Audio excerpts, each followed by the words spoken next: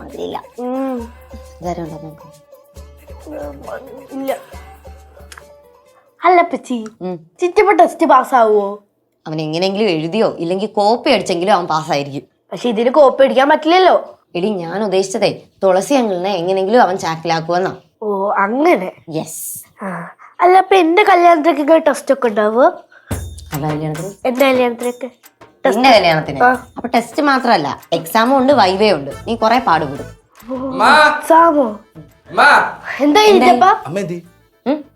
അമ്മ പുറത്ത്. എന്തായി? പെണ്ണ് കാണാൻ സമ്മതിച്ചോ? സമ്മതിക്കാതെ പുള്ളിക്കാരെ ഫ്ലാറ്റ്.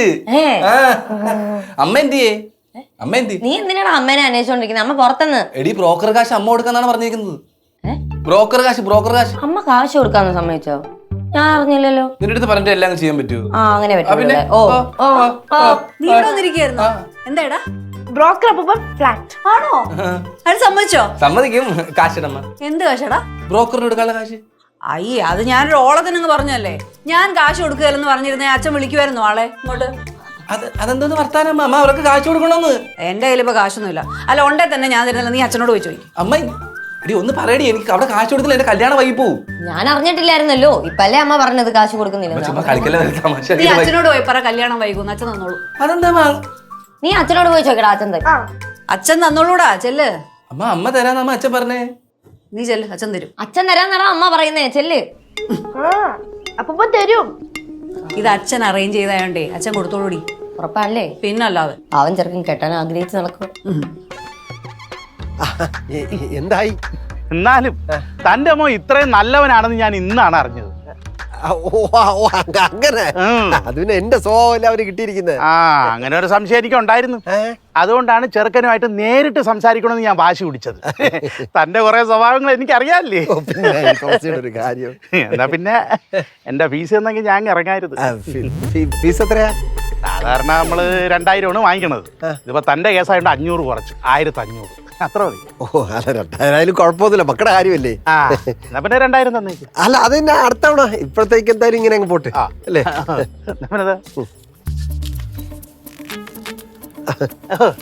എന്നാലൊന്നുമില്ല. അല്ല അത് നമസ്കാരം മോനെ. പിന്നെ നാളെ തന്നെ പെണ്ണ് കാണാൻ പോവാൻ റെഡി ആയിക്കോട്ടെ. ശരി ശരി.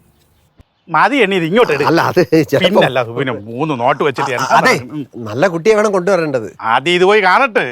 ശരി റെഡി ആയിക്കോട്ടെ. 1500 പോയൊരു പോക്കേ. എന്തെന്ന് വർത്താനം അച്ചാച്ചൻ പറഞ്ഞത്? അല്ല പൈസ കൊടുത്തത് 1000.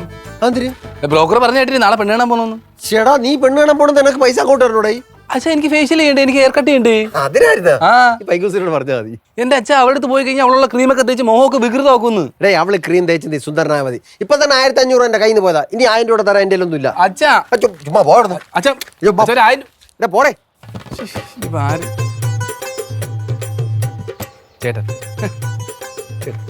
ചേട്ടാ ചേട്ടോ. അല്ല അപ്പച്ചി മറ്റേ അയാൾ വിളിച്ചാ? മറ്റേ ബ്രോക്കർ ഇല്ലടാ, വിളിക്കുന്നു പറഞ്ഞിട്ടാ പോയെ. അതാണ് ഞാൻ പറയാൻ വന്നത്. എനിക്ക് തോന്നണതേ എന്റെ പൊന്നു മോനെ, നിന്റെ തലേ നല്ല കാര്യങ്ങളൊന്നും തോന്നുകയല്ലെന്ന് അറിയാൻ തൽക്കാലം എന്നോടൊന്നും പറയണ്ട. അല്ല ഞാൻ ഇത് പറഞ്ഞോട്ടെ അപ്പച്ചി. എന്തുവാടാ ഇത്? എനിക്ക് തോന്നുന്നത് അയാള് മാമനെ പറ്റിച്ചായിരിക്കും. പൈസ വാങ്ങിച്ച് പറ്റിച്ചു. കഴിഞ്ഞോ നിന്റെ തോന്നല്? കഴിഞ്ഞോ? അത് അപ്പച്ചിക്ക് ഇഷ്ടപ്പെട്ടില്ലല്ലേ? ഇല്ല. എന്നാ വേറെ വ്യത്യസ്തമായി എനിക്ക് വേറെ തോന്നലുണ്ട്. വേണ്ട, അത് പറയണ്ട.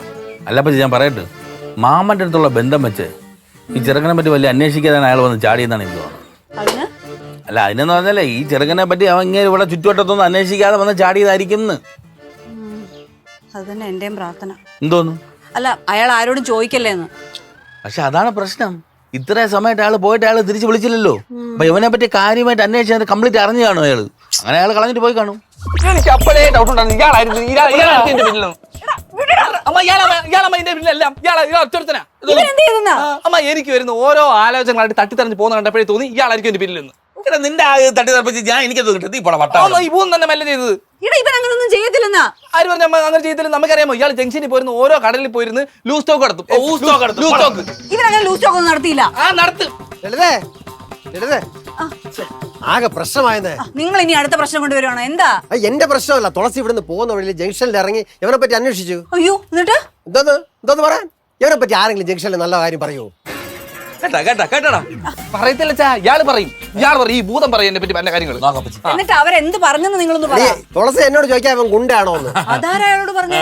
ആര് പറയാനാ നാടെ നിൽക്കുന്ന കുട്ടി ഭൂതം, ഇയാൾ എന്നെ പറഞ്ഞത്. നിന്റെ കല്യാണം പുറകെ ഇരിക്കുന്നു. ആവശ്യമുള്ളത് ചെയ്യാലോ ഒന്ന്. മനുഷ്യ, ഒന്ന് നിർത്തുവോ നിങ്ങളാ? നിങ്ങളൊന്ന് വിളിച്ച അയാളെ. ഞാൻ വിളിച്ചിട്ട് ഫോൺ എടുക്കുന്നില്ല, അതല്ലേ. അയാളാ ഓ മാമാ നമ്പർ ഞാൻ വിളിക്കാം. ഡേയ് ഞാൻ വിളിച്ചിട്ട് എടുത്തില്ല, പിന്നെ നീ വിളിച്ചാൽ മാമ വിളിക്കുമ്പോൾ പോലീസാർ വിളിക്കണം. പോലീസിന്റെ പവർ കാണിച്ചാൽ നമ്പർ നിങ്ങളെ നമ്പർ കൊടുക്കി വെക്ക. എഴുത്. ഇവനെ 97 46 37 17 37. പിന്നെ 37. ആ 37. 37. എടുത്തോടാ.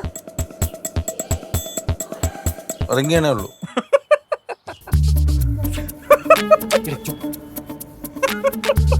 അവ എടുക്കണില്ല.